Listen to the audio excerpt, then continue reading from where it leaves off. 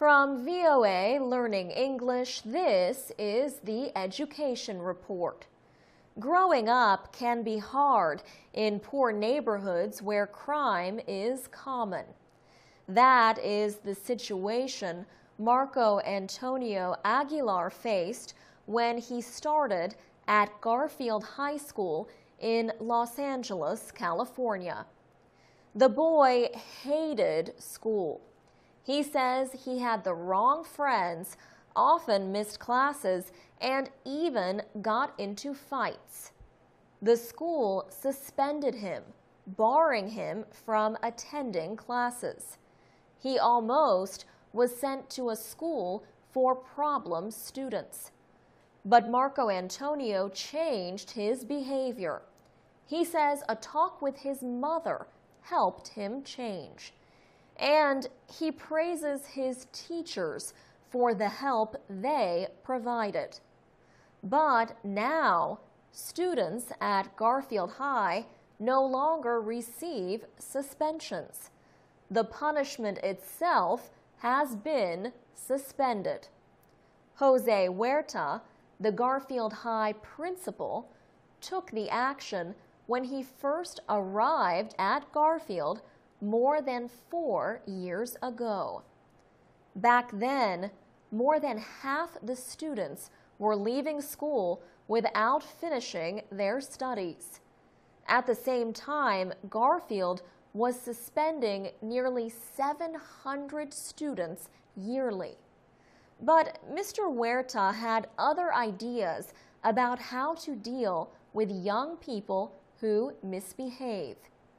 He said most of the suspensions were for behavior known as willful defiance. He said that could include something as minor as chewing gum in class. Under Mr. Huerta's leadership, students involved in willful defiance first talk to a teacher. Then a parent may get involved. Finally, group support can be provided. Today, Garfield graduates 85% of its students. And last year, the Los Angeles Unified School District changed its punishment policy. The whole district banned suspension to punish students for willful defiance. For VOA Learning English, I'm Alex Villarreal.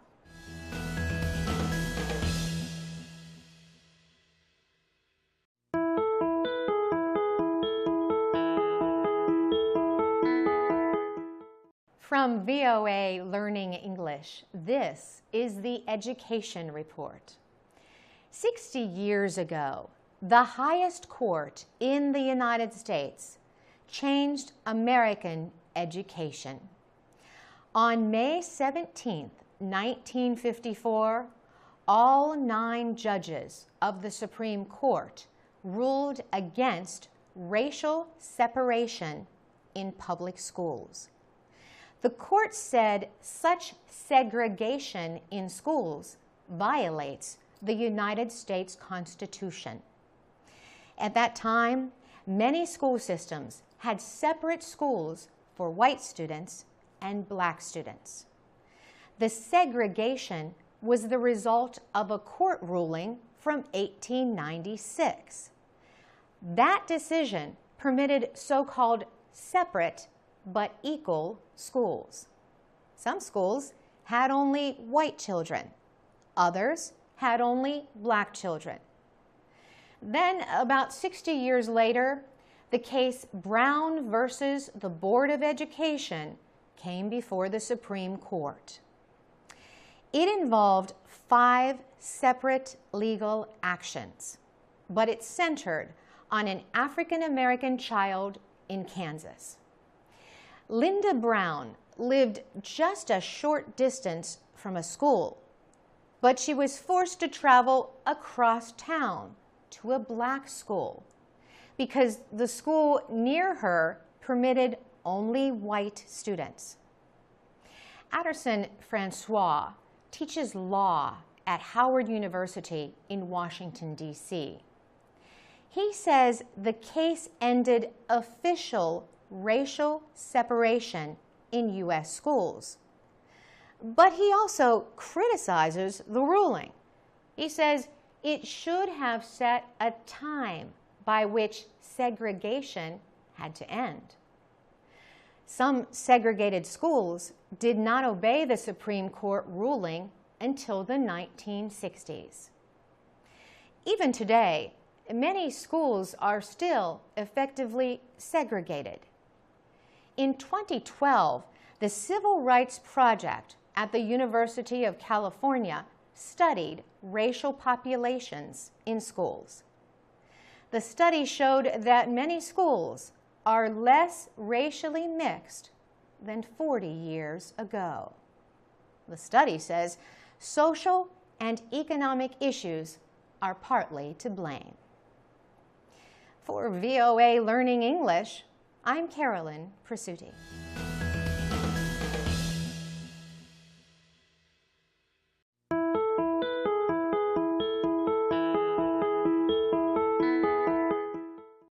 From VOA Learning English, this is the Education Report.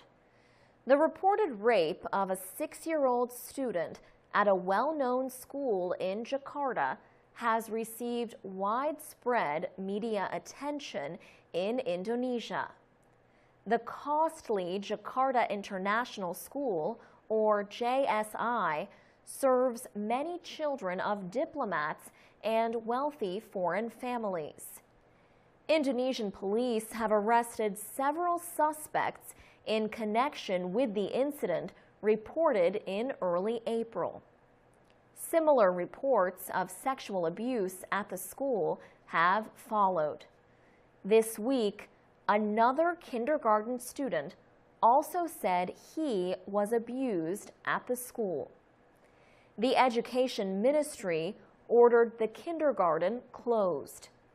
The ministry said the school had been operating without permission. Tim Carr heads the Jakarta International School. He described the recent incident at the school as an unimaginable tragedy. He said the school is taking all measures to prevent another. Years ago, American investigators named a former JSI teacher as one of the worst child sex offenders ever identified. American William James Vahey worked at the school from 1992 until 2002. He killed himself last month after U.S. federal investigators seized some of his computer records. The evidence included 90 photographs of boys Vahey reportedly abused.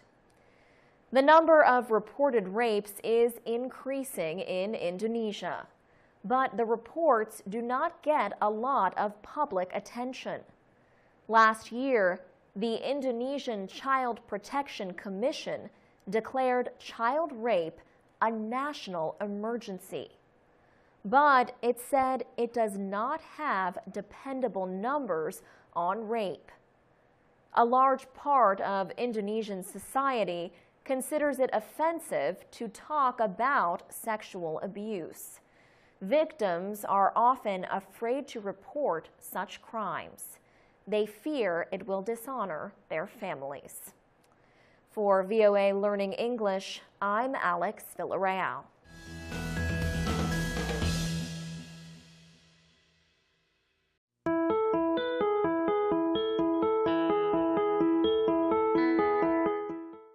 From VOA Learning English, this is the Education Report.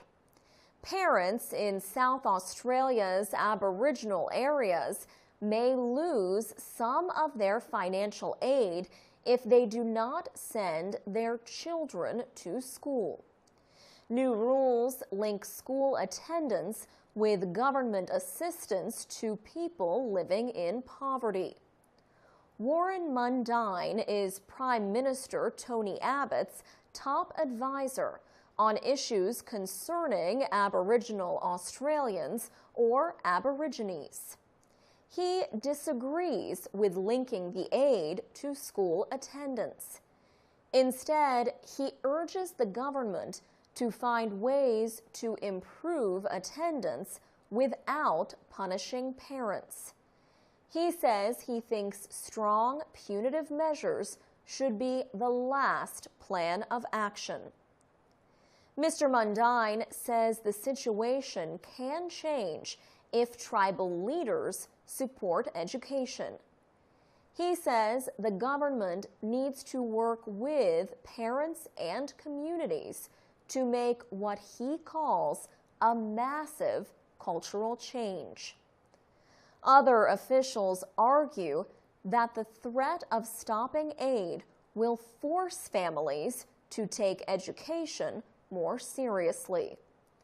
In South Australia State, only 50% of children stay in school after the age of 15. In some areas, as many as 90% of Aboriginal children struggle to read and write. The state government says it has special programs for Aboriginal students.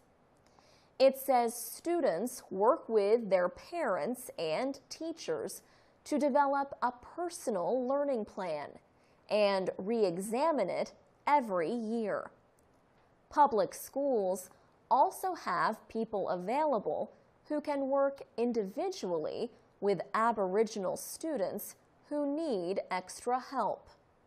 And there is a program that helps Aboriginal students deal with the change from middle school to high school. About 670,000 Aborigines live in Australia. The state of Western Australia also has special programs for these native peoples and other groups. For VOA Learning English, I'm Alex Villarreal.